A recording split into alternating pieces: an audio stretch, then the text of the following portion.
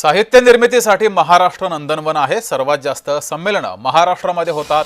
महाराष्ट्र नेहमीच क्रांतिकारी विचारांचं केंद्र राहिलंय। मुख्यमंत्री देवेंद्र फडणवीस यांनी हे वक्तव्य केलंय। आपली जी मराठी माणसं आहेत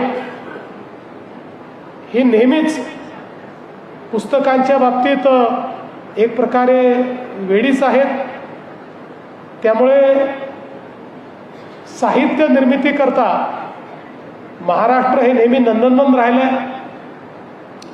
सर्वाधिक साहित्य संमेलनं ही महाराष्ट्रामध्ये होतात आणि त्यातनं ज्या ज्या प्रकारचं विचार प्रवर्तन होतं त्यामुळेच महाराष्ट्र हा शतकानुशतक क्रांतिकारी विचार आणि सामाजिक सुधारणा याचं केंद्र राहिलं आहे।